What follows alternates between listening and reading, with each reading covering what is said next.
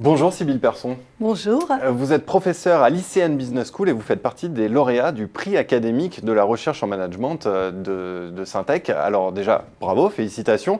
Vous avez reçu pour votre part le prix coup de cœur du jury pour l'article publié dans la revue Management intitulé A Theory of Strategy, Learning from China, from Walking to Sailing. Alors on va parler de cette pensée chinoise que l'on connaît finalement assez mal. Est-ce que vous pouvez nous en donner les grandes caractéristiques en quelques mots ?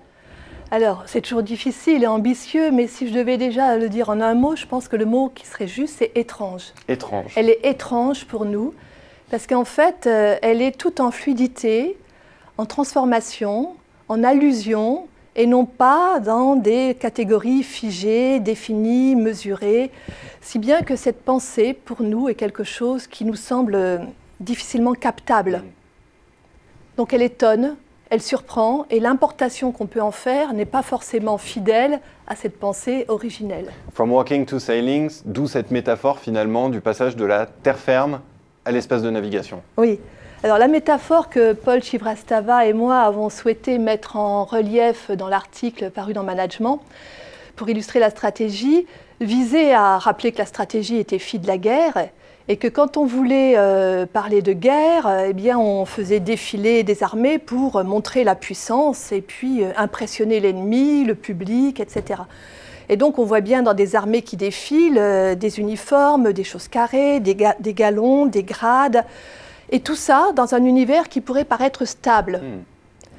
Alors que quand on va voir du côté de l'espace de navigation, du côté de la mer, et qu'on passe de la logique d'équipe, team à celle d'équipage, crew, qu'est-ce qui va se passer ? Eh bien, on s'aperçoit que même quand le temps est calme, les éléments bougent, que ce soit dans l'air ou dans la mer. Et là, on ne peut plus faire semblant de croire que les maîtres CEO ou autres, Chief Executive Officer, c'est quand même un grade de l'armée qui est le nom du PDG dans la stratégie américaine. Eh bien, on ne va pas pouvoir croire qu'on va pouvoir maîtriser l'environnement, mais on sait bien qu'on est porté. Donc la leçon clé, c'est de comprendre que la puissance réside plus dans les éléments que dans les têtes, fussent-elles celles des états-majors. Alors vous venez de donner quelques différences entre la pensée occidentale et la pensée chinoise, mais qu'est-ce qui les sépare au fond ? J'insiste sur cette notion de séparation. Pourquoi est-ce qu'elles ne se sont pas davantage entremêlées ? Alors, il y a plusieurs choses à prendre en compte. Déjà, un phénomène, quelque chose qui est historique. Les pensées chinoises et la pensée occidentale se sont développées à l'écart l'une de l'autre.